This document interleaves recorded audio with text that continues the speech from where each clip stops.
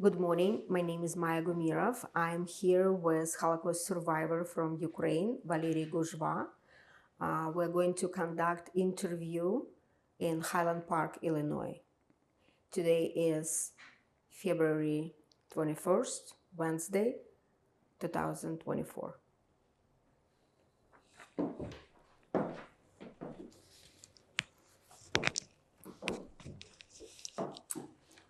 Добрый день еще раз. Скажите, пожалуйста, нам ваше имя, фамилию.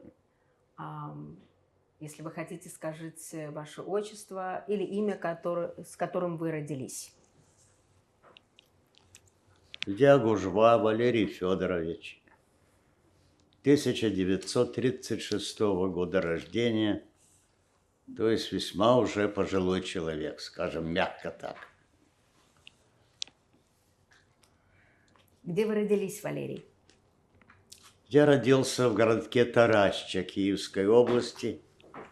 Вот, и меня еще комочком маленьким мать привезла к отцу, а он тогда работал, тогда город назывался Красноармейск, это Донецкая область. Вот, и там я был записан как будущий гражданин, так сказать. Мама и отец жили раздельно? Нет, мать поехала рожать. Вот, и отец оставался в Красноармейске. Там целая история была, связанная с отцом. Там была клевета на него, что он, так сказать, чуть ли не предатель и прочее. Он ездил в Киев, попал на прием к Хрущеву. Все выяснили, и он вернулся победителем. И все те мерзавцы, которые кричали, значит, вон его, значит, под меч его. Потом, ура, ура, Феденька, ты наш дорогой. Но обычная история нашей жизни. Обычная история, неизвестная здесь, в Америке. Поэтому мне бы хотелось, чтобы вы немножко об этом рассказали. Но начните с того, как звали вашего отца, кем он был. И если вы знаете, кто его оклеветал, что это было за дело, в какие годы это происходило. Мой отец Федор Кириллович Гужва один из большой семьи. У него было два брата, Василий и Трофим, и 4 сестрички. Одна из них, Оксана, была моей нянькой, когда я родился. Вот отец дружил с одним из, как всегда это бывает. Вот. А этого парня обвинили, что он чуть ли не троцкист и прочее, и прочее. И сюда же отца приплели, что он ему сочувствовал, что он... Вот, это вызвало реакцию отца, он, так сказать, был вообще молодец. Друг отца был евреем? А? Друг отца был евреем? Нет, никакого отношения не имело к национальности. Вот, и отец бросил все, поехал в Киев, попал на прием к Хрущеву. Вот, и это свидание оказалось очень удачным. Вот, Хрущев, аппарат, конечно, просуетился, выяснил, что все это наветы и клевета, и отец приехал на белом коне. Кто был по профессии ваш папа? Филолог. Вот, после Красноармейска он работал, был приглашен в Запорожский пединститут, педагогический институт. Ректором был некто поселянин. И он сделал папу проректором Запорожского пединститута. Вот, и в Запорожье я, собственно говоря, и рос себе потихоньку, пока не пришла война. Вот отец вместе с ректором институт Запорожский эвакуировали, и уже фашисты были на краю Запорожья. Вот, и отправили эшелон теплушек с женщинами и детьми в сторону востока. Вот. А сами институтские документы и все это вывезли уже буквально под носом у немцев, фашистов, скажем так. Вот. Затем отец, как тогда было принято, руководящие кадры были защищены так называемой бронью или броней, по-разному называлось это все. Вот, то есть он имел право не идти на фронт, вот, а ждать своей очереди, ждать победы, чтобы занять какую-то должность, которую ему предоставят. Но отец поступил по-другому. Он приехал к нам в далекие таджикские края, побыл немного, наплевал на свою бронь или броню. Полгода его готовили как артиллериста. Вот. И он уехал на фронт. И там с ним случилась беда. Травмировалась рука левая. Поскольку медицины не было, началась гангрена, пришлось ее отрезать. И отец так до конца своих дней был инвалидом с одной рукой. Вот, ну,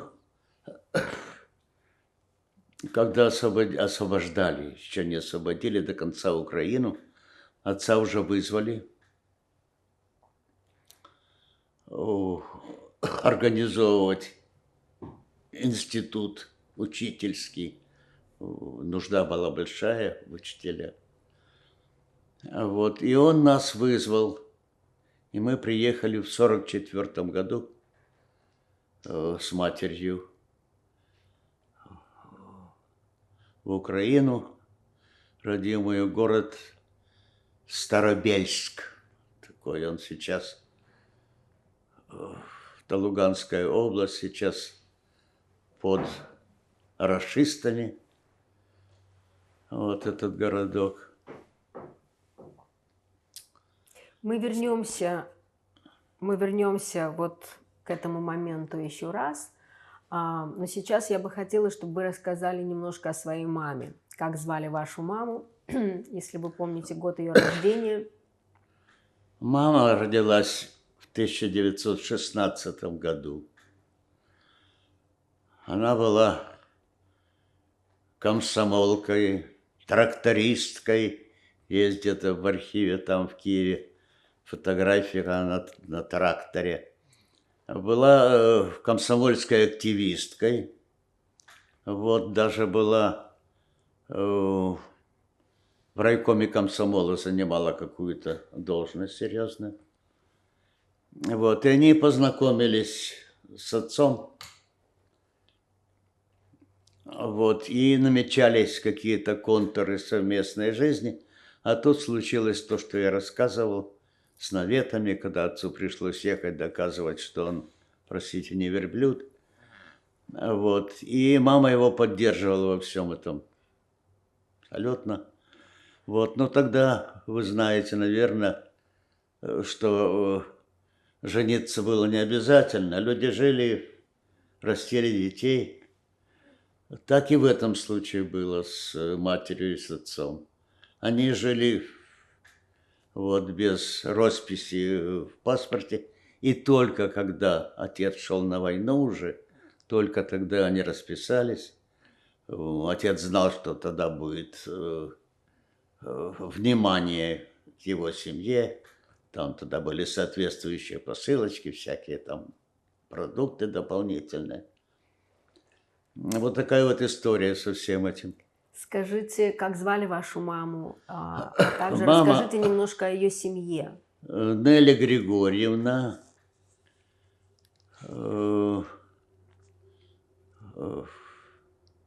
фамилию только что вспоминали, Лайзис фамилия ее Лайзис.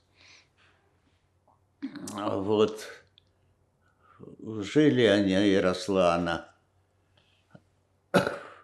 в Тарасче Киевской области. Вот у нее одну я знаю, Светлана ее, младшая сестренка. Еще одна сестра была в Москве, я не помню ее имени. Вот. И я вспомнил сейчас одну историю удивительную относительно. Когда мы были в Таджикистане, вот, мама работала в школе, тогда она и до этого в школе работала. И была там женщина, которая работала в службе, которая паспортами занимается, всем этим делом. И эта женщина предложила: Нелли Львовна, вам с вашим еврейством будет очень несладко. Давайте я вас сделаю украинкой, россиянкой, кем хотите, хоть чукчей, но не еврейкой. Мама подумала, сказала: знаете что, какая есть, такая я буду. И ничто меня, так сказать, не собьет с этого дела. Что я буду кривить душой перед своей совестью, перед людьми. Зачем это мне нужно? Вот таким образом, значит, такая она была, принципиальная. Ну что, мать была школьной учительницей. Вот. Что она преподавала? Она преподавала русский язык и литературу. Вот, потому что еще преподавать было в то время? Русский язык, литература. Отец шел по своей линии, он стал кандидатом наук, потом доктором наук. Мы за отцом объездили всю Украину. Он был ректором Черновицкого пединститута, Сумского пединститута, Тернопольского пединститута. И еще не помню, еще. Ворошиловградского. А что преподавал папа изначально? Что преподавал папа изначально? А что ж папа преподавал? Язык. Язык тоже русский язык? Да, русский язык, литература, да. Когда вы родились, вы говорили на каком языке и на каком языке говорили в вашей семье в то время, когда вы родились? Скажем, Значит, до войны. До войны я не знал ни одного русского слова, потому что за мной ходила Оксанка, сестрица папина, вот, которая не знала вообще этого русского языка, вот, только по-украински. Вот, и я не знал ни одного русского слова. Наполеон у меня был в хлопеті в шапці, це я помню. Вот, а потом уже в эвакуации, преподавание на русском языке, все это, тогда вошел уже русский язык и вошел довольно надежно. А мама, судя по всему, тоже говорила на украинском языке и на русском. Мама говорила и на украинском, и на русском. Знала ли мама идиш? Боюсь, что нет. Боюсь, что нет. Если бы она знала, я бы тоже знал. Нет. Помните ли вы своих дедушек и бабушек? Или знаете что-то о них? Бабушку Фриду я очень хорошо помню. Была замечательная, трудолюбивая, веселая женщина. Вот, они с моим отцом любили иногда, так сказать, бутылочку на двоих приговорить. Это у них было. Шутили друг над другом подшучивали. Вот, очень славная была женщина. Она портниха была по профессии. Вот, и, естественно, причем хорошей портнихой, настоящей портнихой, у нее было очень много заказчиц. Вот, а кого еще? Да, пожалуй, По мужской линии я никого и не припомню. С папиной стороны дедушку, бабушку вы не помните? Ну, как я могу их помнить? Я уже рассказывал, что отец папин погиб. Вот, случайно совершенно после.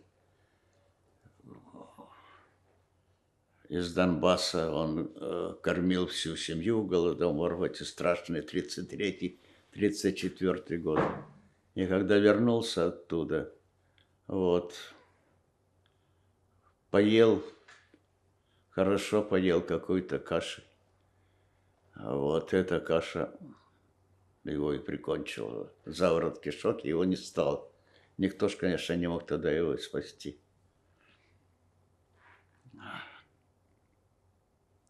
Вот, а братья отца, младший Трофим,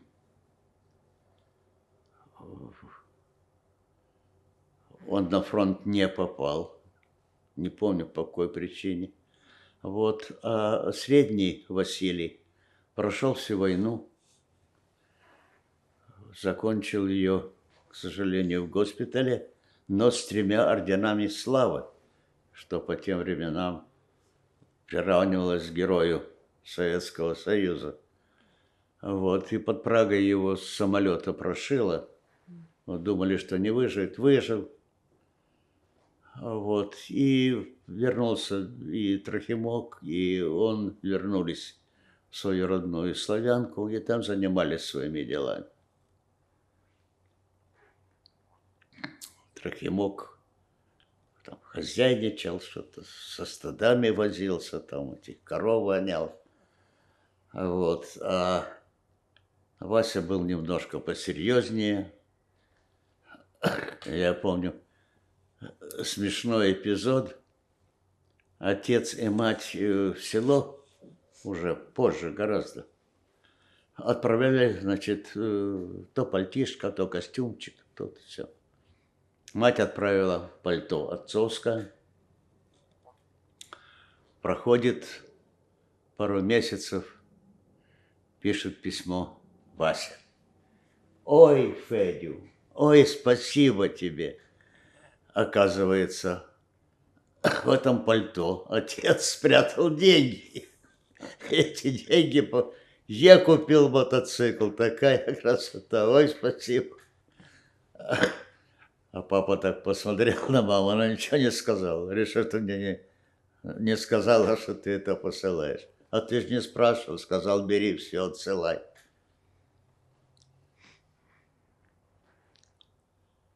Я не могу сказать, что у нас какие-то были материальные затруднения все это время, поскольку отец занимал постоянную должность ректора разных институтов. Это за собой вело и зарплату соответствующую, и прочее, прочее, прочее. Везде он был, как тогда, членом обкомов всяких. Обязательно водили его туда, положено было так. Вот. А последние уже годы они с мамой переехали в Киев.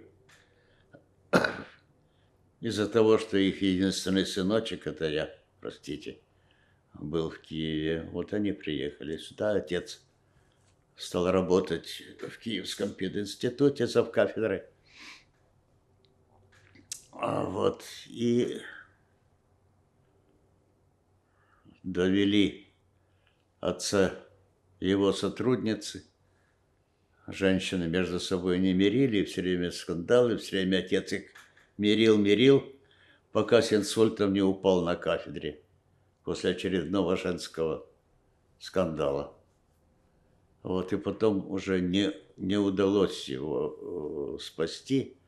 Хоть врачи, самые лучшие врачи были, я их помню. Вот, обещали сделать, поставить на ноги, но инсульт – сложнейшая штука. Очень редкие люди превозмогают этот недуг. Ну, так отец и ушел. В каком Во. году он умер? А? В каком году он умер? Так, так, это был, по-моему, 88-й год. Ему вот-вот еще немножко и исполнилось бы 75 лет. Да, получается, да, 88-й год. Вы сказали, мама была активисткой, комсомолкой. Ничего не сказали о политической принадлежности папы. Он был членом партии? Должность Да, обязывала? безусловно, конечно, без этого никаких движений в смысле работы, никакого роста карьерного, так сказать, нельзя было себе предположить. Мгм. Обязательное членство в партии. Вот. Я помню, что я на телевидении работал после окончания университета. И доработал до 28 лет. И со всех сторон вступай в партию. А я не хочу. Вступай в партию. Ты себе, значит, карьеру всю испортил. А я не хочу. И я к отцу обратился. Ну что они ко мне пристали? А папа мне говорит, хочешь на мусорнике собирать корки хлебные? Пожалуйста. Не будет тебе никакого хода. Вступай и не думай даже об этом. Ну, я отца послушался, потому что... Такое было время. А? Такое было время. Такое было время, естественно.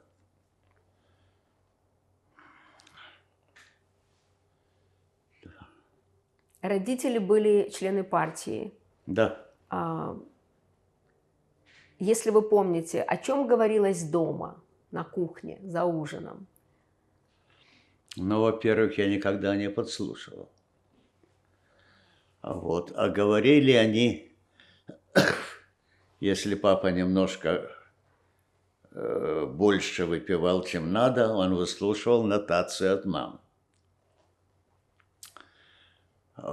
Если мама что-то делала не так, папа морщился, но никогда ей выговор не делал никаких. По поводу там меню или чего-либо, одежды, никогда в жизни слова поперек ей не говорил.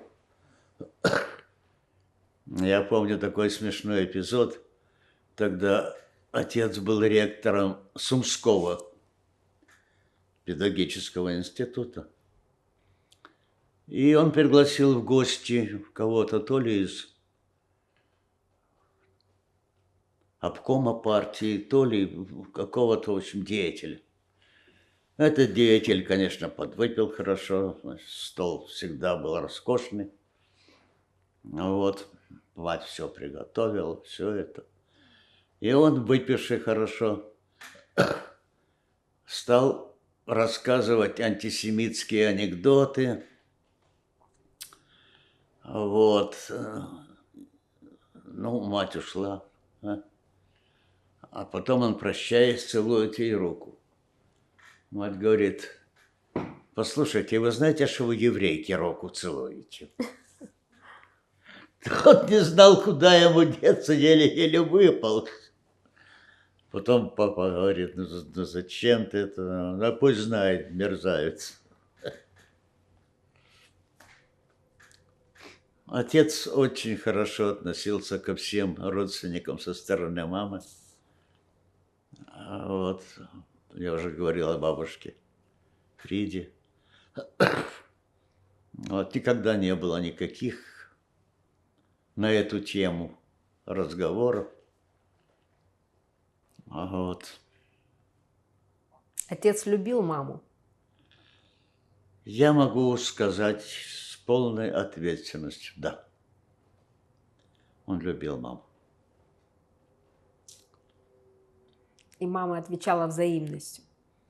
Надеюсь, естественно, конечно. Конечно. Она? Валерий, ваши первые детские воспоминания? Первые детские.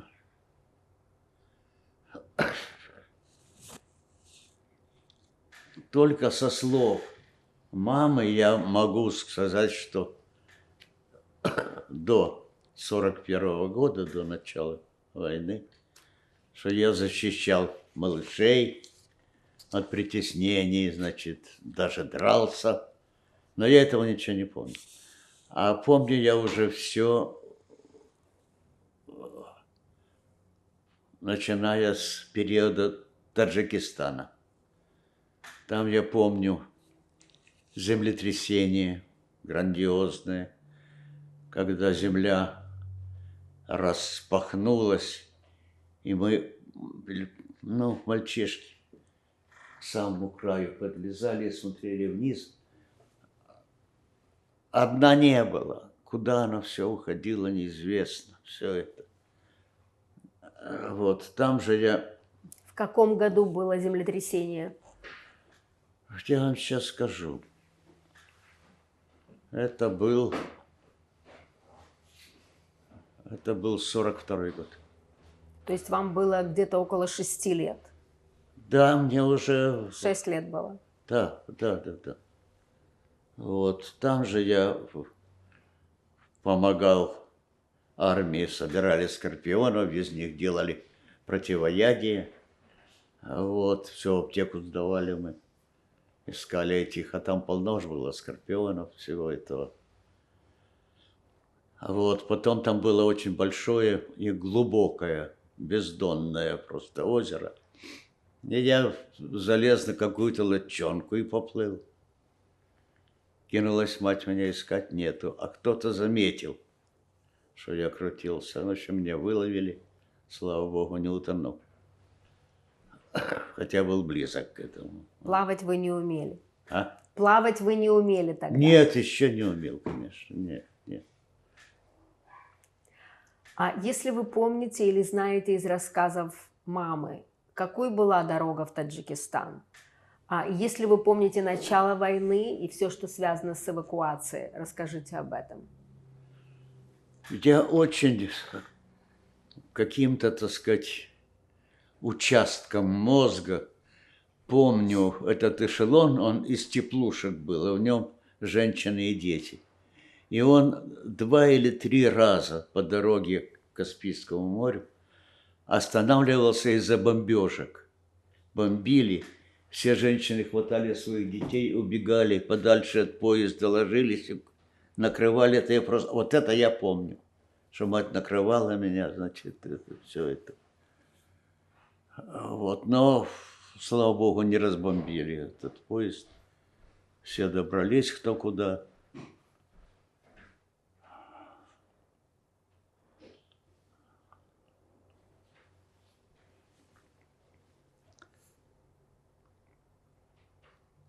Как-то вот этим детским еще своим умишкам и детскими своими ощущениями не понимал тогда, что плохо, что хорошо. Все хорошо было. А? В каком месте вы были в Таджикистане? Название городка, в котором вы были? Городок назывался и называется Шураб. Вот. Вы были там вдвоем с мамой. Да. А других родственников с вами не было? Не было. Только отец приехал, и потом я вам рассказывал, что потом он пошел сам в военкомат. И... Где вы жили в Таджикистане? Вы жили с кем-то из местных жителей? Или вам предоставили какое-то жилье? У нас была небольшая квартирка двухкомнатная. Буквально она примыкала к зданию школы, там, где работала мать. Вот. Я довольно хорошо помню. Неплохая, ну, тогда мне казалось, хорошая квартира. Вот. И одно из воспоминаний, это я просыпаюсь ночью, а напротив на стене сидит громадная фаланга. Что такое фаланга, вам, наверное, известно. Это ядовитейшее насекомое больших размеров. И я, мама проснулась, она в этой же комнате спала. Она увидела эту штуку, взяла не помню, что она схватила. И от этой фаланги ничего не осталось, только брызги полетели по всей комнате. Она потом это все вымывала, утирала. Вот такой еще эпизод был. Вы знали, что это за насекомое, или вы просто испугались вида этого насекомого? Я знал уже знали? тогда, да, что здесь водятся скорпионы, фаланги. Вот, я говорил, что скорпионов мы собирали, их потом из них делали противоядие. А фаланга вот такая попалась. Я просто думаю о том, что природа и все, что было на Украине, что вы знали до того, как приехали в Таджикистан, было совершенно другим. Да, совершенно верно. Все было другое. Все было другое. Как вы это воспринимали?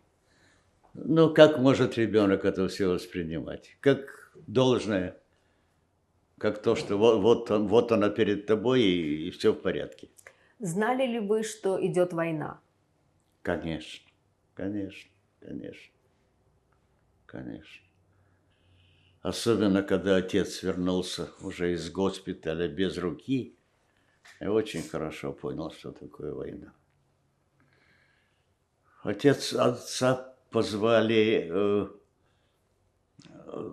уже было пол-Украины освобождено, это был 44-й год. Его позвали организовывать, я уже говорил, институт. Вот, и он тут же нас позвал. И мы оттуда ехали с мамой очень долго. Мне казалось, что никогда эта дорога не кончится. Вот, приехали, а к поезду была подана повозка с лошадкой. Это был транспорт, личный транспорт директора института. Вот, и нас усадили. Туда отец в это время не мог нас встретить. Приехали. Ну, естественно, столько времени отец и мать не виделись. Ну, а там что? Там какое-то время мы были там. Потом был Ужгород тоже. Отца туда отрядили организовывать институт. В Закарпатье очень хорошо помню и знаю его. Горы все излазили, и окрестности. И, замечательный город. Этот Ужгород. И оттуда, да. Давайте на минутку вернемся опять в Таджикистан. Да. Где вы пошли в школу? Там, В Таджикистане. в Таджикистане, Помните да, ли вы? первый класс пошел там. Вот. Совместное было обучение и мальчиков, и девочек, естественно. Вот первый класс я там окончил. И ваша мама была вашей учительницей Нет, или нет? нет. Мама других была классов. В тот момент, я думаю, в Таджикистане, в этом городке, где вы были дети эвакуированных, которые приехали с разных мест Наверняка. Советского Союза, и но были я тогда... местные. Местные, дети. откуда там местные? Там таджики. Вот, это все славяне приехали. И славяне, и евреи, и все остальные, кто бежал от войны. Вынужден был бежать от войны. Помните ли вы что-то о взаимоотношениях с вашими одноклассниками? Тогда, в тот Тогда, период. в Таджикистане, да. Очень Нет? мирные отношения были. Очень славные. Никаких не было. Ни драк. Вот, ни каких-то гадостей никто никому не делал. Это я очень хорошо помню. И девочки такие были, значит, хорошие. Прилежные. Да. Она малышня была, но уже начинали себя чувствовать личностями, маленькими такими. И язык, на котором шло преподавание, был только русский. Был русский язык, и мне, конечно, пришлось перестраиваться очень серьезно. Вот, потому что дома был украинский язык. Вот, а тут все перешло, значит, на великий и могучий. Таджикский не преподавался в школе. Таджикский нет. Нет. И местное население, таджики, тоже все говорили по-русски. Или Они нет? по-таджикски говорили, но По-таджикски. знали русский. Мгм. Да. Я не помню, была ли школа для таджикских детей, это я просто не помню. И поэтому Мгм. врать не имею, так сказать, оснований. Вы проучились в Таджикистане 1-2 класс, да, наверное, и в да. 3 уже были Уже обратно в это Украине. был, да, это уже был Старобельск, Украина. Вот это был уже, да, совершенно верно, уже был 3 класс, 4 класс. Мгм. И преподавание было на каком языке в то время, когда вы вернулись? Значит, школа была русская. Русская школа. Мгм. И на русском языке все предметы преподавались.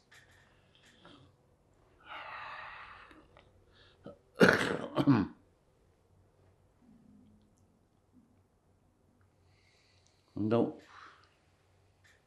с тех пор я помню только одну свою выходку, когда мальчишки имели обыкновение серу спичечную в такую металлическую трубочку и место разреза, щель такая была, поджигать. Но это на вольном воздухе делалось, она потом летела, как пуля. А я положил на парту и во время урока поджег. Она как жахнула, пробила окно, стекла, все полетело и улетело куда-то. Преподавательница, да, была преподавательница. Она села на стул и встать не могла с него. Ну, естественно, меня из школы исключили. В каком классе вы были? Это какой же был класс, дай бог памяти. 4 класс. Вот, ну, отец, естественно, пришел. Неделю меня дисциплинировали, потом вернули опять в школу.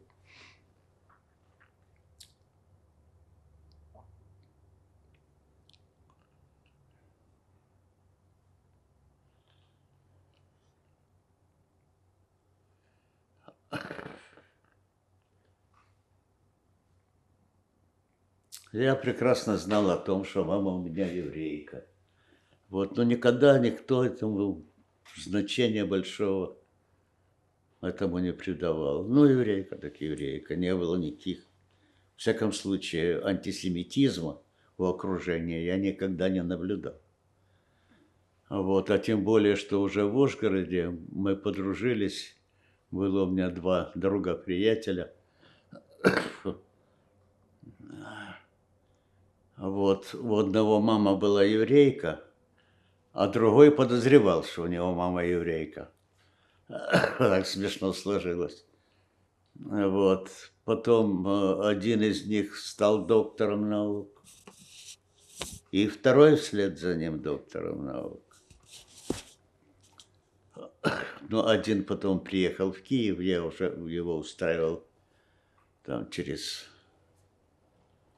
всяких высоких начальников. Он хотел в Киев переехать.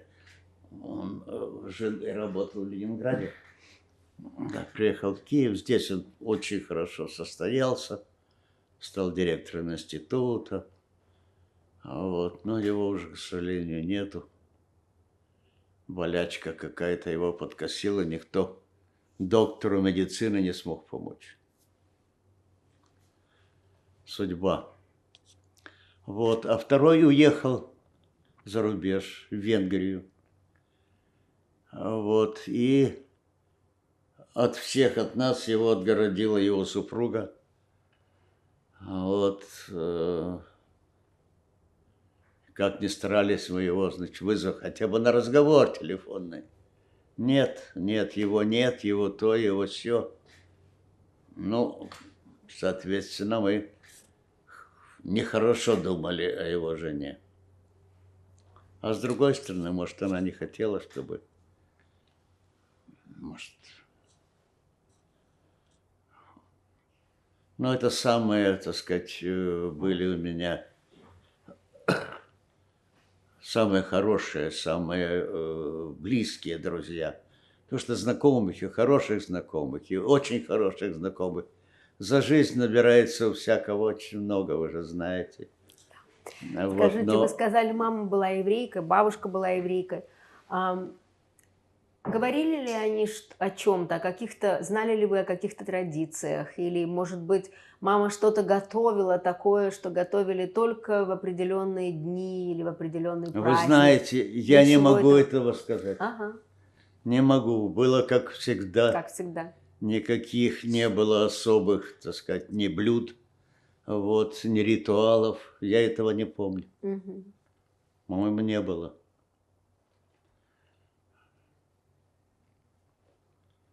Или, может быть, было, но вы не думали, что это еврейская еда или еврейский праздник?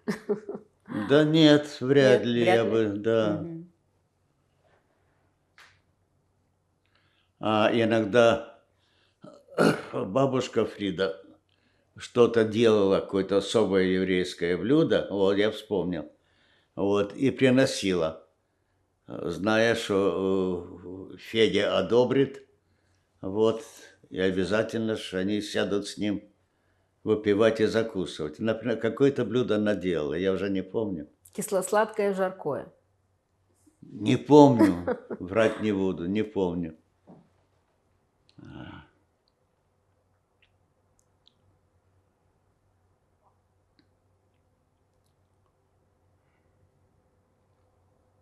После войны, закончилась война, вы были уже в Украине, Да, правильно? да. Помните ли вы День Победы? Или помните ли вы, как происходили, ну, как вы узнали о том, что войны больше нет?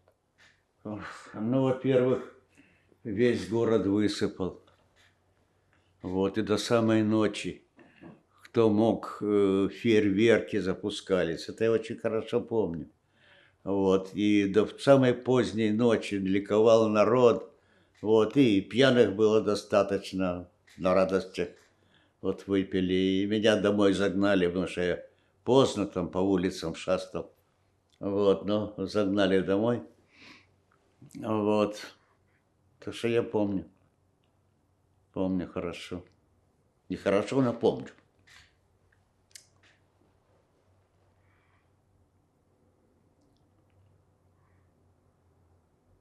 Как на вас и на вашу семью повлияла война?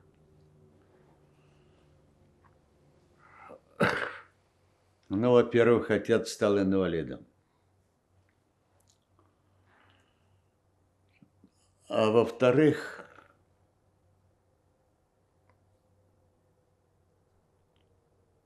пришло сознание того, что все может случиться в жизни. И даже такая страшная вещь, как война.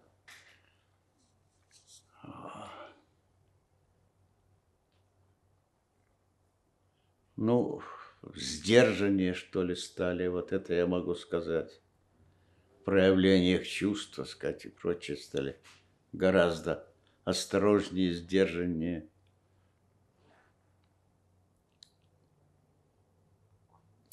Вы были единственным сыном ваших родителей, но у ваших родителей были братья, сестры. Знаете ли вы их и их потомков, и как на них отразилась война?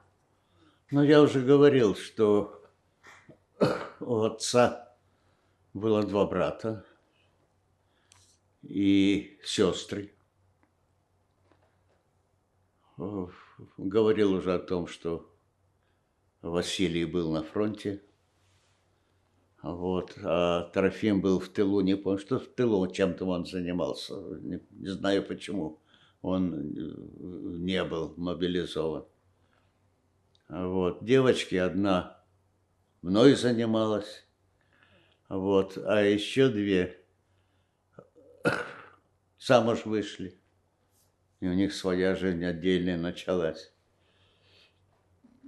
Ну, вот так. Они были в эвакуации во время войны. Или оставались в Украине? Ну, Вася был на фронте. Я Значит, говорю про женскую половину женская семьи. половина оставалась здесь. Ага, оставалась. Оставалась здесь. Мгм. Я вспомнил еще, ну, уже война в селе, село Громадное, Славянка, где-то около 1000 хат, домов. Мгм. Кругом разливанное море пшеницы, поля, все это. И как только пришли немцы, сразу же и полицаи появились. И к бабушке полицай пришел.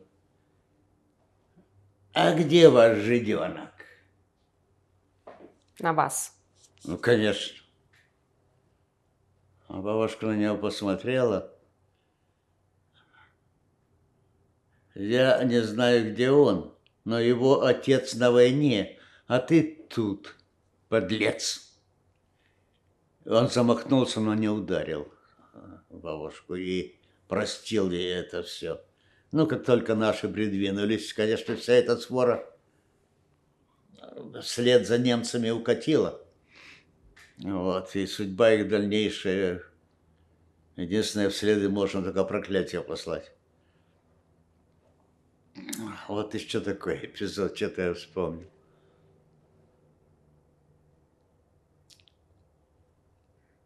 А как сложилась мамы вашей, судьба ее семьи во время войны?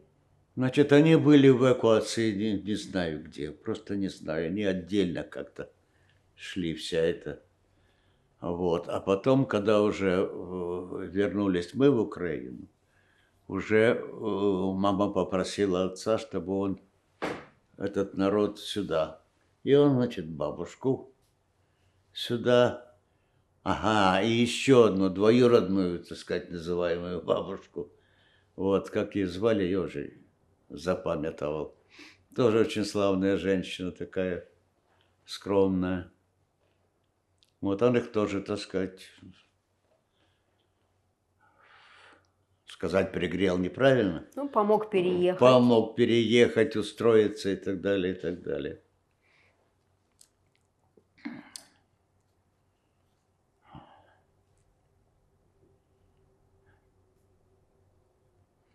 Я, если говорить всерьез, никогда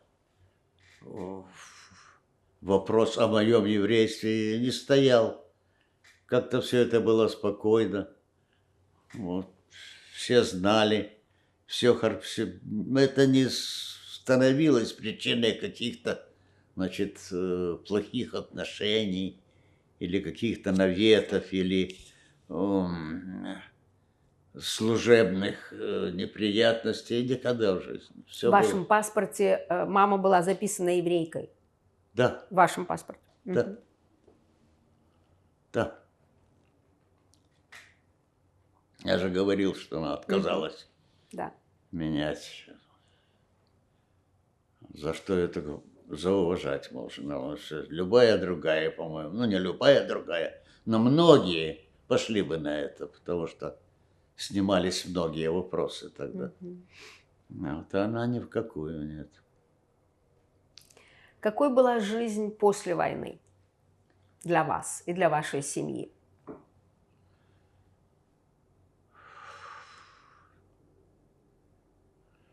О себе я могу сказать, что жизнь была чудесная. Единственный сыночек. Вот. В школе я учился хорошо. Не было на сей предмет никаких замечаний. Вот. Более того, я окончил школу с золотой медалью. Эта часть жизни шла хорошо. Друзей было много, тоже было весело. Вот. Научился курить, естественно, как все, почти все ребята, мальчики. Ну, естественно, учился я основательно. Вот. Даже помню такой эпизод. сочинение, уже 10 класс, сочинение на выпуск уже, все это. И вдруг у меня 4 по сочинению. В чем дело? А преподавательница, у меня было там, ну, в тексте сочинения «Горючие слезы».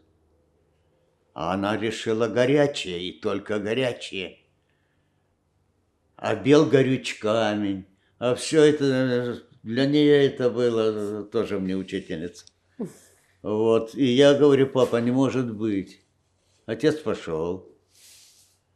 Значит, поднял все это дело, пришел в школу к этой преподавательнице. Говорит: а я думала, что вы думали? О чем вы думали? И таким образом, значит, 5 получилась. Вот, и мне прибабахнули золотую медаль. Ну и Вот. что? Вот как интересно, по ее мнению, горячие слезы не могли быть, вернее, слезы не могли быть горячими. Горючие не Я- могли быть. Горючие не могли быть А горячими. только горячие могут быть. Ага. А горючая, она не настолько была начитана. Звали ее Белла Григорьевна. Фамилия Галинская.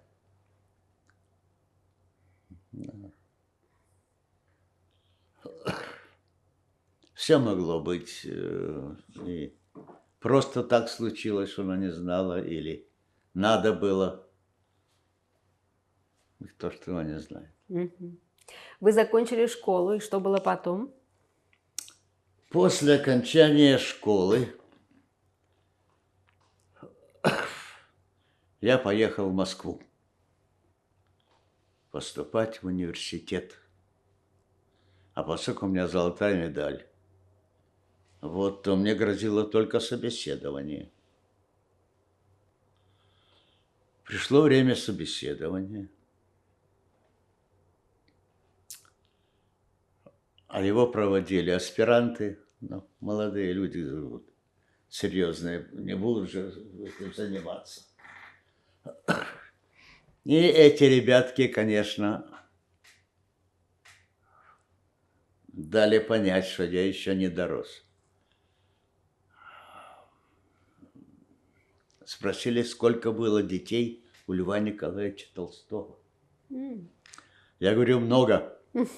Хороший ответ. Да, ну, держу марку. А все-таки. Ну, я говорю, сыновей было больше, чем дочерей. Или наоборот. Ничего себе ответик. Ага, и еще что-то. Ага. Надевать или одевать? Как вы? Надеваете на себя или одеваете? И я и тут прокололся. Вот вышел злой, безумно, все это, да? Поехал, вернулся в Ужгород, раздумывая, что делать, куда деваться. А тут девочки приехали, тоже ездили поступать в Москву. Говорят: чего ты здесь? Ты в списках принятых. Но я уже, и в Киев поехал, и в Киеве на факультет журналистики я поступил. И только потому, что у меня был 3-й разряд по футболу взрослый. Я в сборной играл, вот, невзирая на рост в воротах, что был прыгучий, цепкий. Сейчас на себя посмотрю, и становится страшно. А вот. То есть, кроме того, что вы хорошо учились, вы еще играли в футбол. Что еще Да. Что еще вы делали? Серьезно, да. И как раз было первенство Украины школьных футбольных команд. Вот. И я должен был ехать. И хотел ехать. Вот. А отец говорит: ну ладно, поезжай, но ты год потеряешь. Потому что ты приедешь уже с этих соревнований, а все уже, год, считай, у тебя. Вот. А мне ж так хотелось. И я все-таки послушал отца. Вот. А ребята вернулись чемпионами. Обидно было, конечно, страшно обидно было. Ну, что поделаешь. Вы Потому что я... несколько раз упоминали, что вы ходили к отцу за советом или спросить у отца, как поступить в той или иной ситуации. Ваши отношения с отцом, похоже, были очень такими доверчивыми, Доверительные. доверительными. Да. Вы правы. Вы правы. Я вспомнил такой эпизод. Уже я учился, уже, так сказать, это был какой-то 3-й, то ли 4-й даже курс. И был у нас молдаванин, наш состудент, Боря Марьян, которого заподозрили в том, что он чуть ли не враг народа. И его зацепили и посадили даже. И стали, а курс был громаднейший, было что-то 100 с большим еще этим самым студентов, вот один курс. И нас все через КГБ таскали, чтобы мы на этого Борю навешали еще. Рассказали. Да. Ну, я в том числе, значит, подошла моя очередь. Пропуск, кабинет. Вот. Какой-то, не помню, капитан, по-моему, да, капитан. Ну, что вы можете сказать о своем сокурснике? Я говорю, ничего. Нормальный парень. Никогда ничего плохого за ним замечено не было. Денег не крал. Значит, девочек не обижал. Все хорошо. Нет, вы же будущий журналист. Вот, вы должны, как это он выразился, интересно. Честь вашей профессии должна заставить вас, значит, знать больше. И тут и ляпни, не вам говорить о чести. Ну, подумай, где ты сидишь и что ты кому говоришь. Но к его чести он молча вышел из кабинета. 2 часа я сидел, не знал, что со мной будет дальше. Он пришел, вот пропуск. И я вышел спокойно. Я тут же побежал отцу звонить. А папа говорит, ты на свободе, все в порядке. И не переживай. Ну, сказал. Ну, мало ли что. Конечно, он меня вызволил в любой ситуации. Но оказался этот человек, капитан, не совсем, так сказать, и вообще не негодяй может быть. Просто служба такая. Вот такой был эпизод. Я хорошо запомнил. Не вам говорить о чести. Это же надо было. Язык мой, враг мой. Ну, просто вы были молодым и дерзким. Совершенно верно, да. Вы закончили институт, и что было потом? Университет, Киевский университет. Да, Киевский университет я окончил. И 3 дороги было. Одна газета, любая, которой нужен был кадр, а многим нужны были свежие кадры. Вот, радио и телевидение. Я выбрал телевидение. Не знаю почему. Ну, потому что это было новое. Телевидение в то время наверняка только Наверняка поэтому. образовывалось. Вот, и... Какой год это был? Это был 58-й год. Да, 58-й год.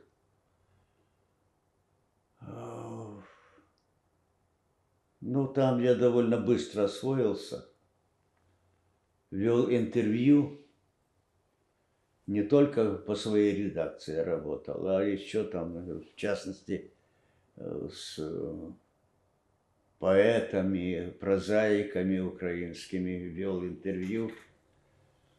Вот, и все у меня получалось. И даже я помню, это замечательная композитор московская.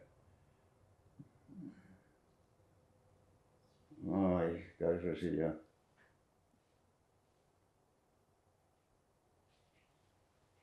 Ну, известнейшая всем такая маленькая птичка. Надежда Пахмутова. Совершенно верно. С Пахмутовой тоже я вел интервью. Боже, сколько было людей, как ее всегда, как ее любили. И какая она славная была. Вот. Ни грана не было рисовки какой-то. Или какого-то, значит, сверхсмотрения. Очень славная. Где-то у меня даже фотографии там в Киеве остались. Вот так что на телевидении я выдержал 5 лет, а потом так случилось, я приболел и довольно основательно. И на полгода ушел из телевидения, а потом пришел опять. И все мне так опостылило. Вот, а тут предложили работу в журнальчике. Вот детский журнал такой был, «Малятка» назывался. Очень славное такое издание, прелесть, ответственным секретарем. Я редактрисе предлагал, давайте я сделаю 12 номеров журнала. Они будут себе идти спокойно. А вы можете хоть на Кавказ, хоть... Говорит, я-то могу на Кавказ. Да меня позовут в ЦК партия, где я. Так что не надо. Но я все равно сделал заготовку обложек, содержания. Вот. Так что мне так хорошо работалось. Я тогда много для себя на себя потратил время. Очень достаточное. Вот. Я уже писал тогда.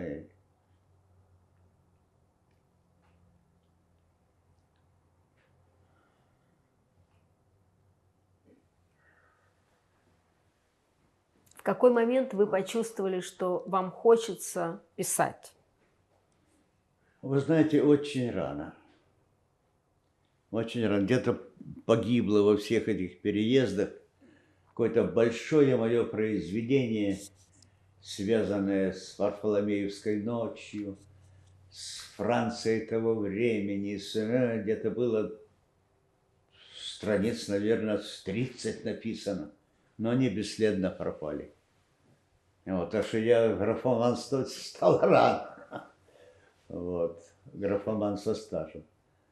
Вот, а потом это уже проявилось уже в серьезном возрасте. В зрелом да. возрасте.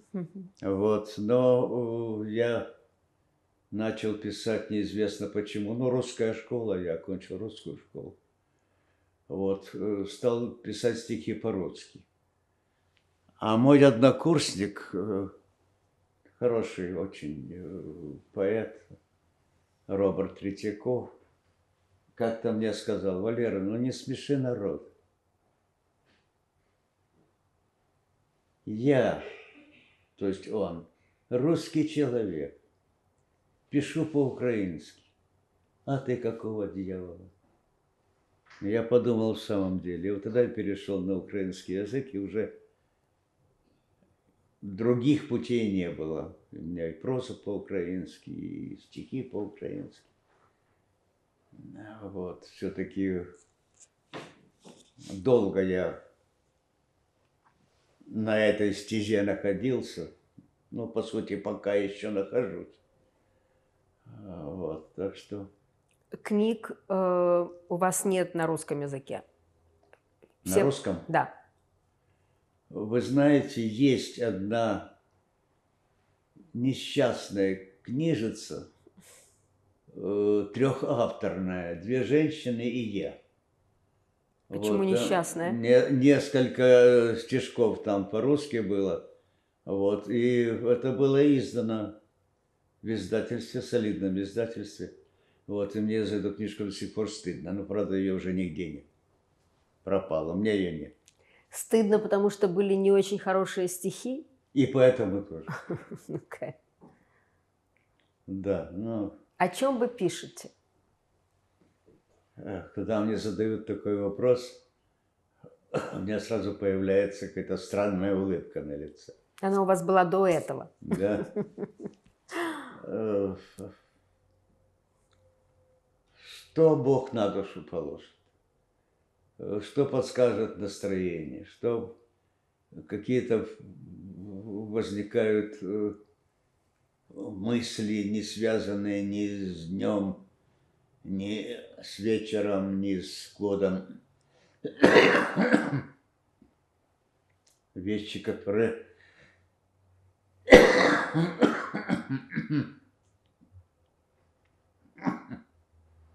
нас сопровождают всю жизнь, и они становятся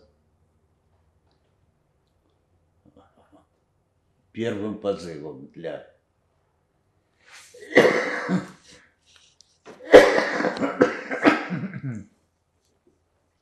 стихослужения.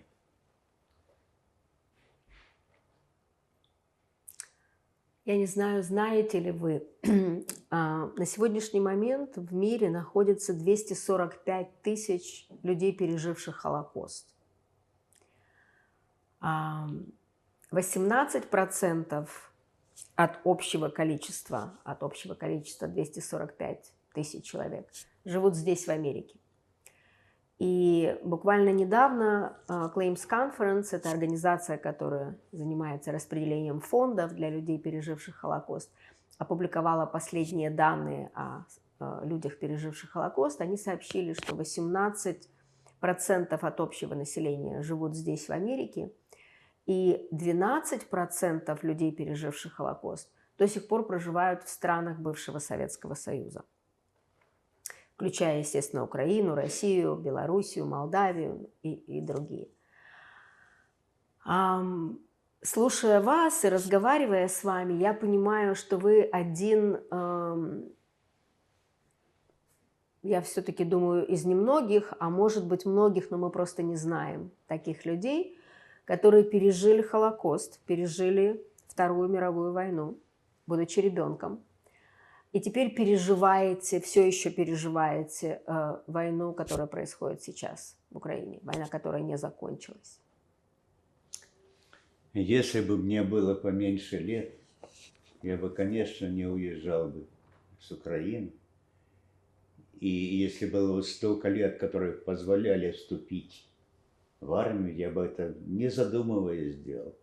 Но когда тебе за 80, и хорошо за 80, смешно об этом говорить. Кому-то нужен. То тебе только балласт. Даже на кухне ты будешь мешать.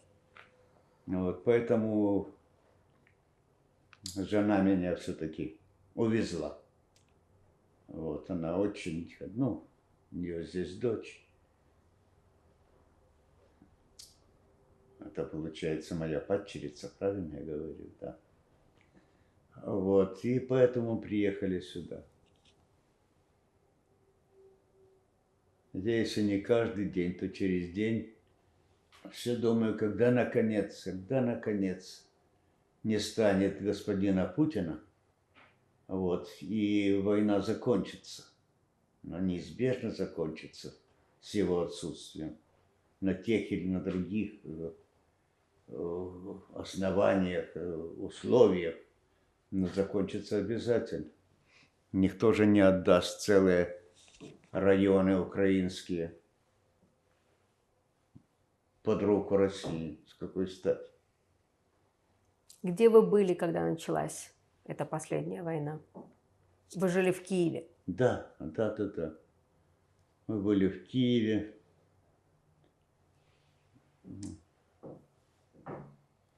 Ну, я жил в самом центре.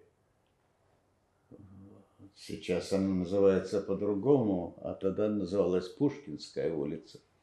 Это параллельно Крещатику, чуть выше.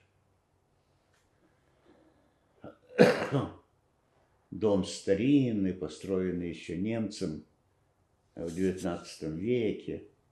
Вот. Очень хорошая квартира, я ее отремонтировал, сделал очень удобной. Вот. И сейчас вот оно стоит. Правда, у меня там есть, в Киеве остался родственник. Вот. Он ходит, присматривает за квартирой, платит там денежку там какую-то. За что платить? Только за свет не надо, за тепло платить. В этот период, когда отопление идет. А так какие-то копейки он там платит. Я ему деньги выслал. Вот. И, конечно ж, почти каждый день я думаю, когда, наконец, можно будет сесть в самолет, прилететь в Варшаву, из Варшавы поехать поездом и приехать, наконец, к себе домой. Но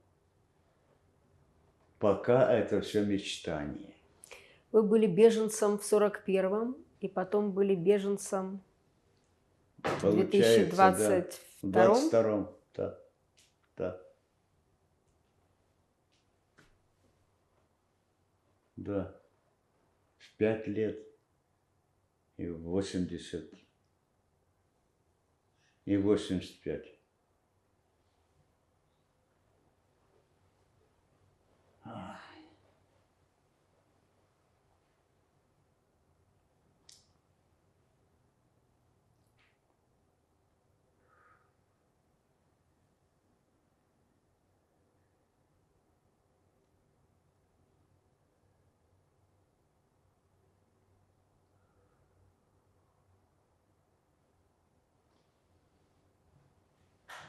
О чем подумалось в эту паузу?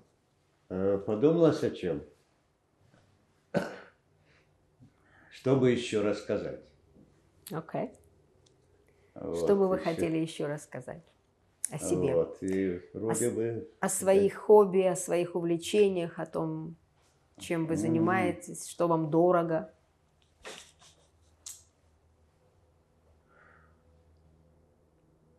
Во время работы на телевидении мы отдыхали на Днепре.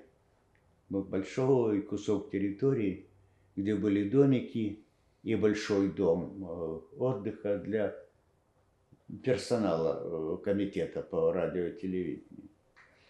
Вот. Мы туда приезжали несколько раз, а потом я купил у одного инженера, он сам продавал домик такой небольшой.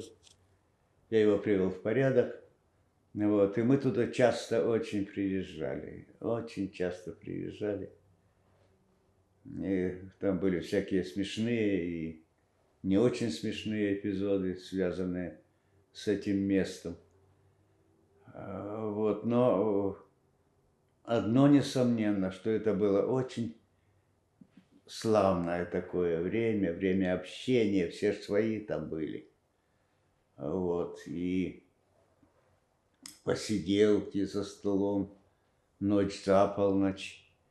Вот.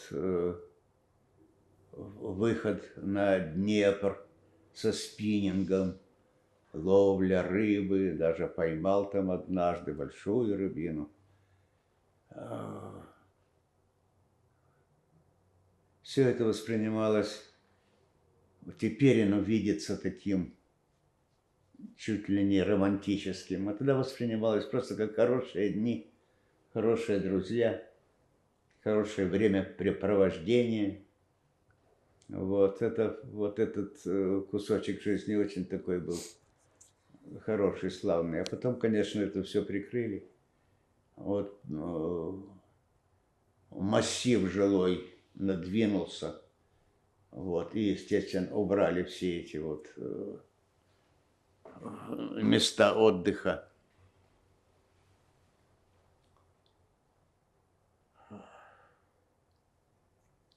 Вам легче думается о мире, о каких-то вещах, которые происходили в мирное время. Они помнятся лучше. Вы знаете, не прежде-нибудь сказано, вспоминаешь всякие романтические, так сказать, моменты, скажем так, мягко. Вот. Ну, время идет, и все дальше и дальше продвигаются эти воспоминания, которые раньше были очень такими близкими, очень личными. Теперь это все отодвинулось во время и в пространство. Расскажите мне, пожалуйста, о своей жене. Расскажите о своей семье и о своей жене.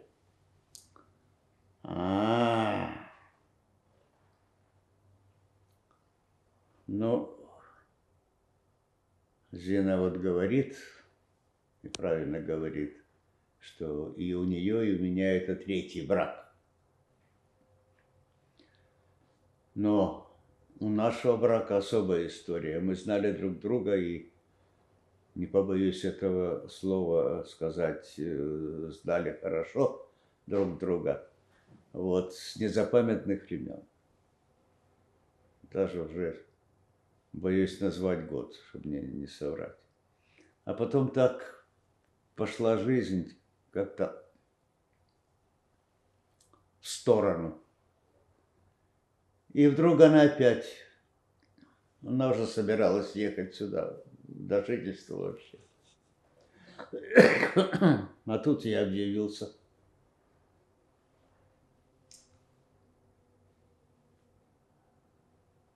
Взял ее, значит, за платье. Вот, и повел в соответствующую организацию, расписались. Мать моя была очень недовольна, чего я не знаю.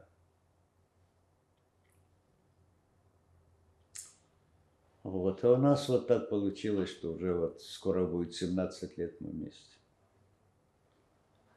По-моему, достаточно. Время достаточное для того, чтобы задуматься.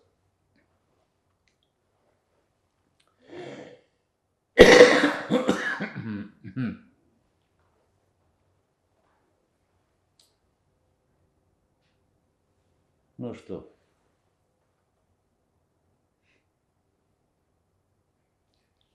жили и живем мы с Зиной мирно, хорошо, без особых конфликтов. Кто Зина по профессии? А? Кто Зина по профессии? Она тоже журналистка. Да. Но гораздо позже, чем я заканчивала тот же университет, тот же факультет. Вот, факультет журналистики. А потом...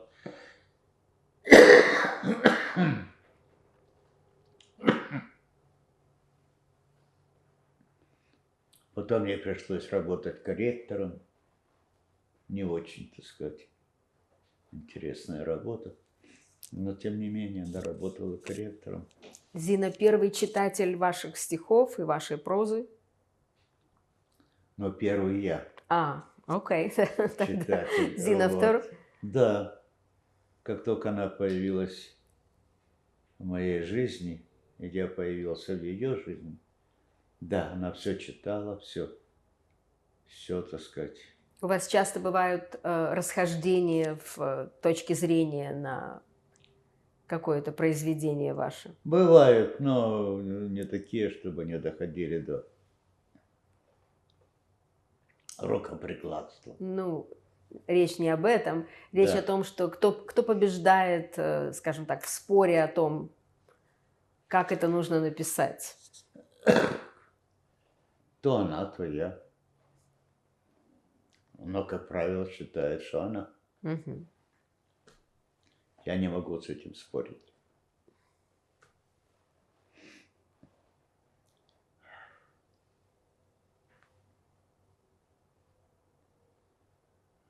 Да, Зина хороший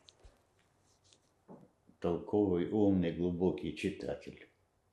Это я могу сказать, не обинуясь. И она легко может отделить подделку от настоящего. Это несомненно. Вот, так что... Валерий, у вас очень необычная судьба.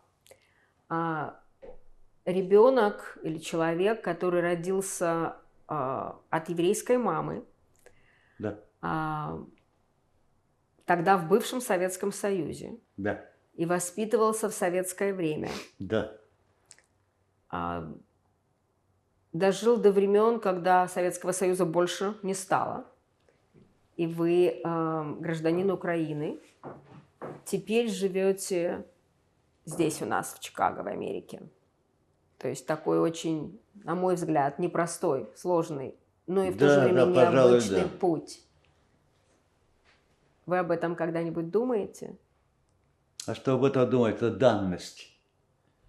Думай, не думай, так вот оно получилось в этой жизни. Могло было быть по-другому. Я абсолютно сознательно это говорю. Могло быть совершенно по-другому.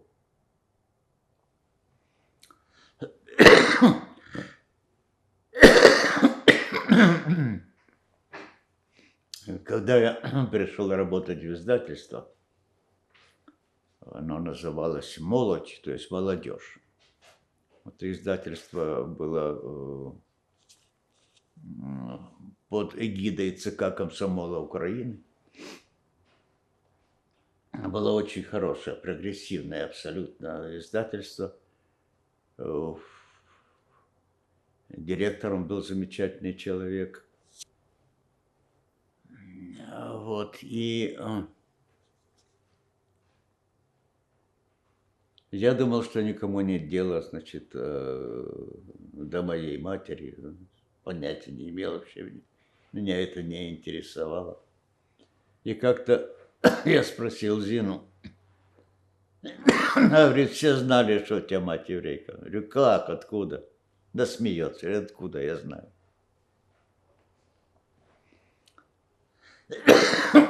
И однако никаких, так сказать, вот этих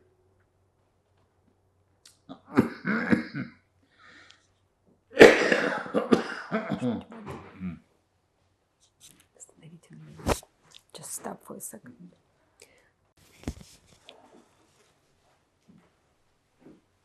Вы говорили о том, что все знали, что ваша мама была еврейкой, но при этом вы не испытывали никакого неприятия или, скажем, каких-то никаких абсолютно негативов выпадок близко никогда. не было. Мы в хорошей дружбе были с украинскими очень значительными писателями, которые одно время работали в издательстве. Тютюнник, Засенко. Никогда никто не позволил себе, значит, заявить что-либо дурно пахнущее. Нет, такого не было. Ни разу я такого не помню.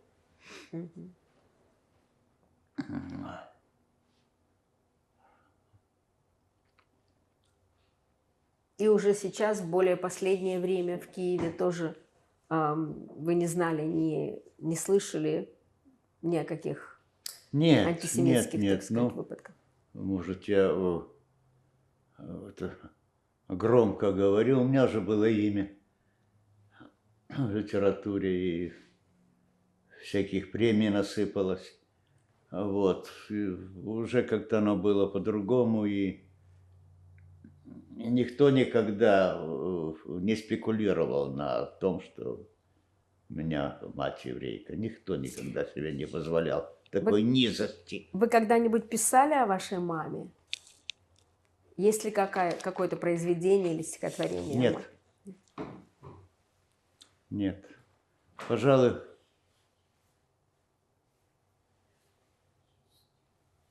что ты хочешь сказать? Что есть.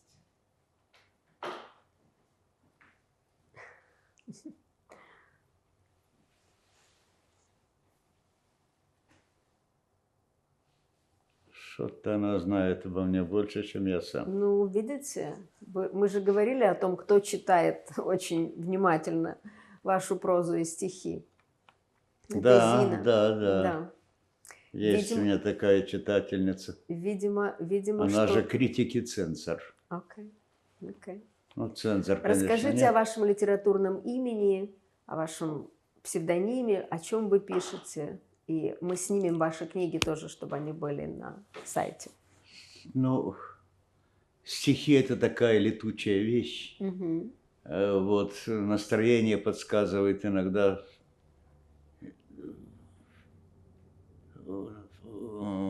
необходимость это настроение вылить слова. Вот. А проза – это дело серьезнее гораздо. А вдруг к тебе просыпается желание что-то такое, а что? И вдруг приходит намек на сюжет. Ты начинаешь думать и приходишь к выводу, что да, это оно. И начинается проза.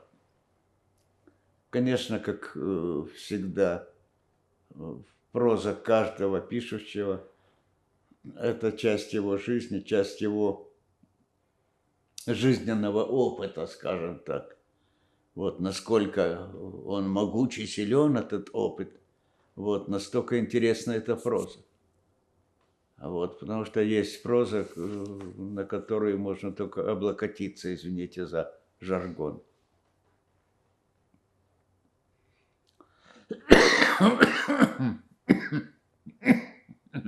Вы сказали, что вы пишете, полагаясь на свой жизненный опыт.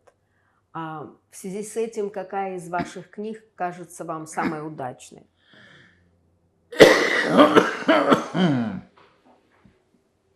Не написанное. Хороший ответ.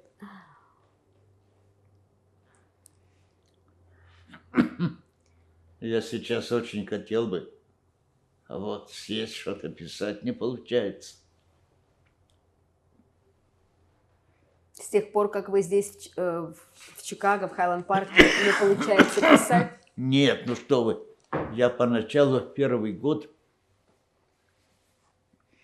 где-то больше сотни стихов у меня написано лежат. Я их пока никуда. Не публикуете? Не хотите? Один раз в какую-то газету Валя отправила, напечатали.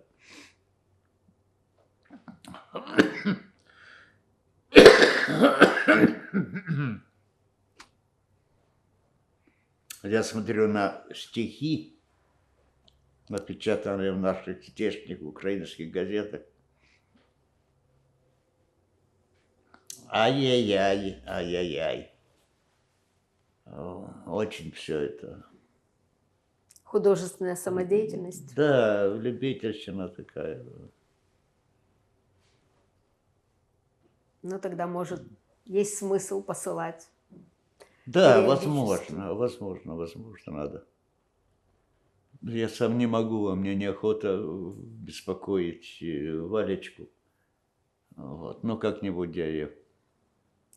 Вы же говорите на том же языке, на котором говорят в этих газетах, поэтому вам не проблема самим им позвонить. Да, тоже правда. Тоже правда, вы правы. Это лень. Это уже возрастное, я думаю, так. Думаешь,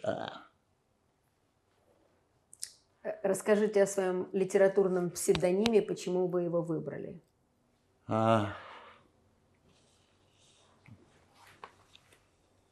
Где-то я сейчас вспомню. Це у нас не прізвище, а прізвисько. Ми по вуличному білани. Може, через те щось білим відблиском з діда-прадіда у нас чубиляні. То есть все белокурые были в Ужбы, ну, в селе Славянка, в громадном этом селе. Вот. И беланы их называли. Вот. И я себе взял этот псевдоним, но я им, по-моему, только разы воспользовался. Что-то где-то подписал Билан, Валерий Билан. А потом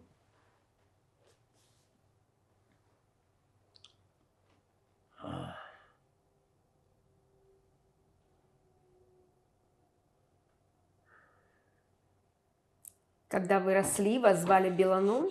М? Когда вы росли, вас звали Нет, нет, нет, нет, нет? нет, нет, нет, это я уже потом, Сами.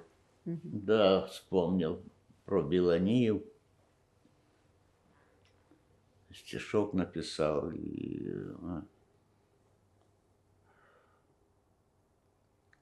Но когда в Союз принимали меня писателей, там такая графа есть, псевдоним, я там записал Билан. Вы в Союзе писателей Украины. Да. Мгм. Но тогда это было автоматически и В Советском Союзе. В каком году вы вступили в Союз писателей? ой, дай бог памяти, в 60, сейчас я вам скажу, в 65-м. То есть это было после, наверное, первой или второй вашей книги? Где-то Да, так. пожалуй, да. Мгм. Похоже, что вы пишете, ну, практически всю свою сознательную жизнь. Да, получается. Вы начали писать где-то в 20-летнем возрасте. М? Начали писать где-то в 20-летнем возрасте. Да, 20 с чем-то и выше потом уже. Это стало потом, по сути, профессией. Мгм. Из песни слова не выбросишь. Да, профессия стала, да.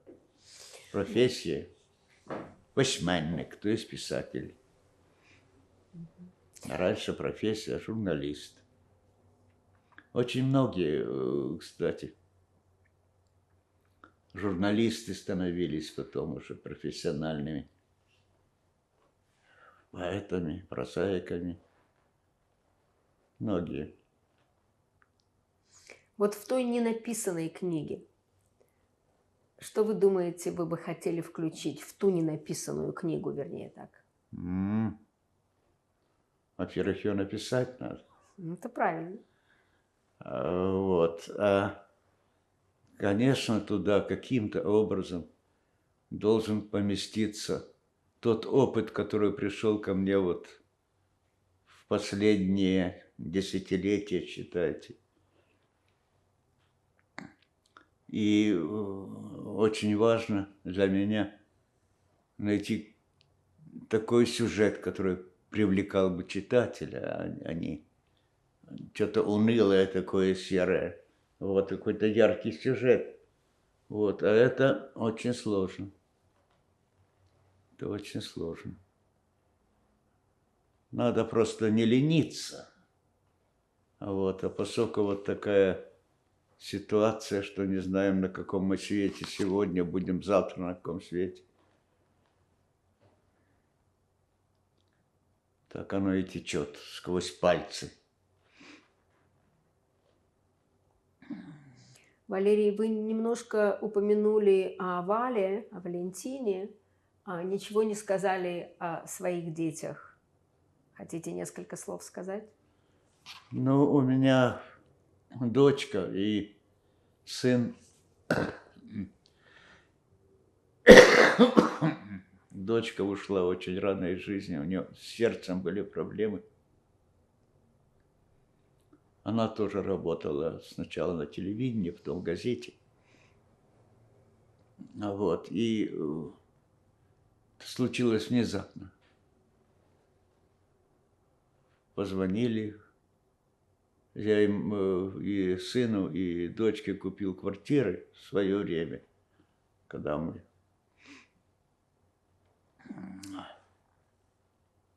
вот, и бросились, ну куда врачи приехали, простите за выражение, синюшная вся часть сердечная, то есть кошмарный, ну просто, как говорят, разорвалось сердце. Вот. А сынок тоже окончил журналистику.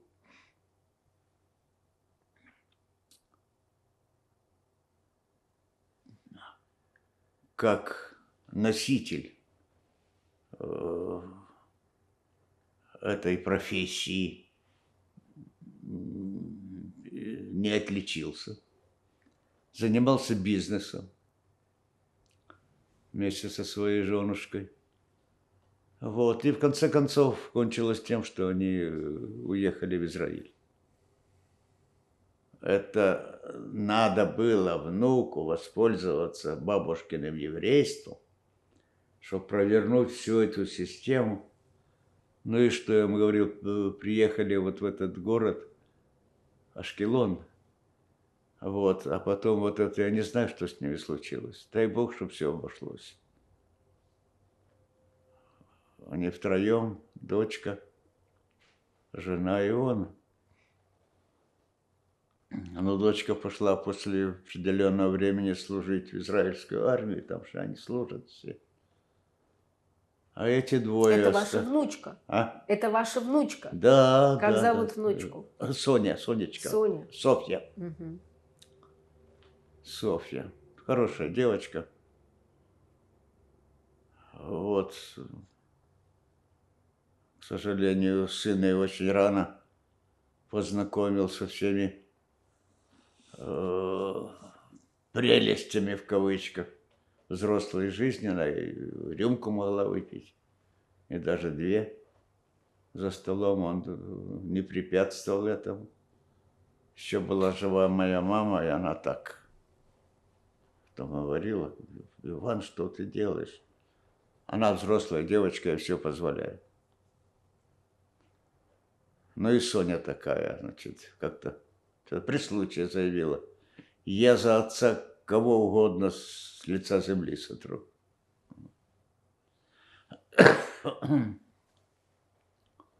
Ну а что там, как там, Бог его знает. Леся ушла, вся надежда была на то, что сын себя проявит каким-то образом, так сказать.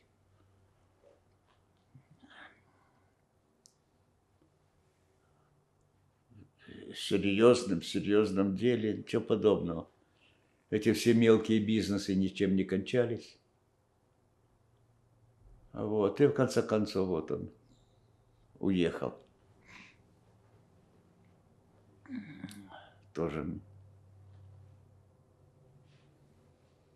Вот. И не хочется об этом говорить, но бывает так вот, что момент отчуждения происходит. И не с моей стороны, это я могу вам с чистым сердцем сказать. Что-то там у него случилось, что-то ему не понравилось. Это его личное дело, в конце концов. Удивительно другое. Удивительно, что вы живете сейчас в разных странах, но вот это страшное слово «война», оно присутствует в вашей жизни. У вашего сына в Израиле. Да, совершенно верно. Здесь. Да, эта данность, она никого не может оставить в стороне. Она так или иначе коснется каждого человека, даже не причастного ни к чему, все равно в сознании будет у него отражаться все реалии этого времени, этой войны. Хотя это разные войны, но это войны, которые присутствуют в нашем мире сегодня, сейчас. Да.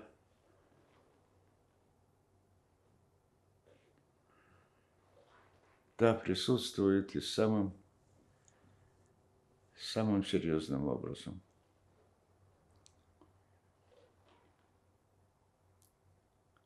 Сколько в стихах не отгоняет, так сказать, привидение этой войны, сколько в стихах не кляни россиян, вот сколько в стихах не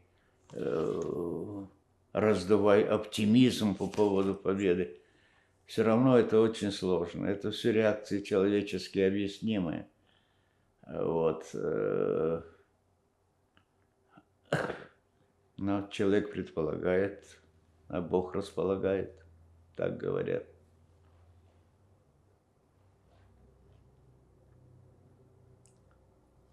Спасибо вам. Спасибо. И вам Вам, спасибо. вам было сложно последние полчаса, я чувствую, ну, из-за кашля и Да, да. вы, да. Начинаем. Про эту книгу, да, начинайте говорить. Это относительно недавняя книга. Тут роман и повести. Вот. Она издана теперь уже несуществующем замечательном в прошлом издательстве.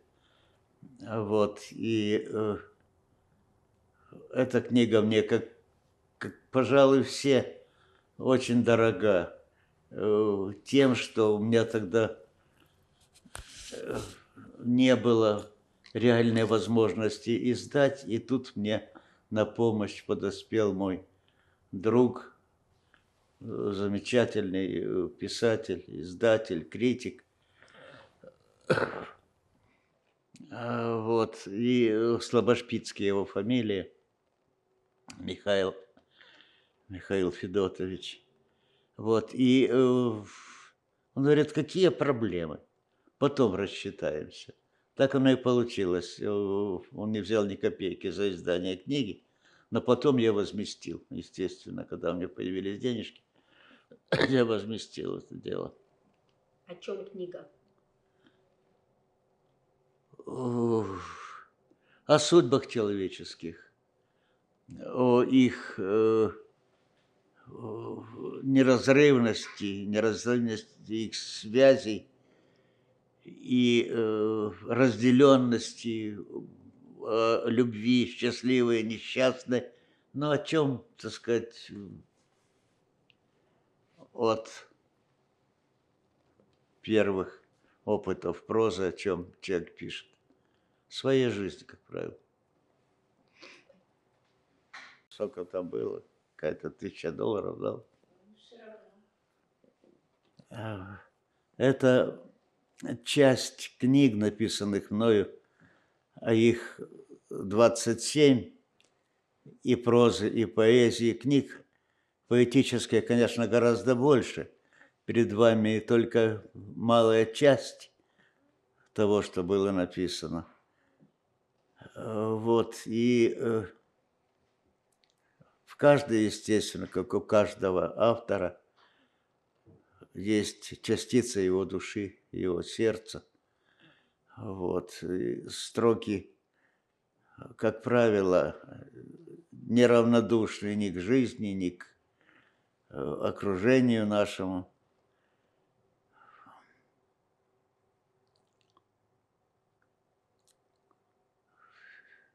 И у каждого свое видение настоящей, конечно, поэзии. Вот. Но каждый по-своему это реализует в конкретной жизни книги.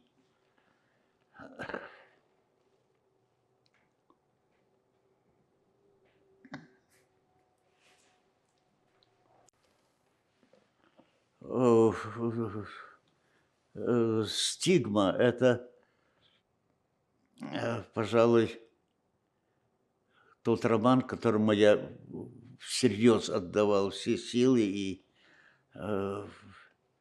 и показалось, что он получился довольно внушительным. Вот. Речь в нем идет о нашей истории, о судьбах людей. Вот, с 20-х годов прошлого столетия до 60-х примерно. Вот второй роман, уже несколько более сюжетный такой роман.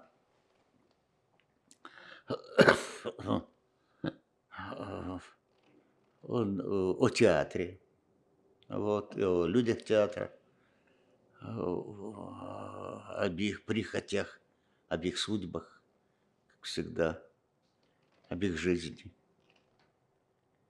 Вот так. В первом романе «В стигме» вы пишете о войне, о Второй мировой войне? Пожалуй, в первом нету о войне, и во втором, но отголоски, конечно, и там появляются неожиданно, в той связи или в другой связи, но появляются, естественно. Спроба жити – попытка жить.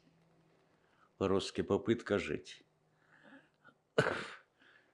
Тоже здесь материал для прозы. Тут мне пришел в голову любопытный сюжет. Я его попытался осуществить, и он разросся до предела романа. Ну и тут несколько повестей еще написанных раньше, подверстаны сюда. Вот, я эту книгу очень люблю, и еще потому, что оформление здесь прекрасного художника Ивахненко Саши. Изумительный художник был, к сожалению, он очень рано ушел из жизни.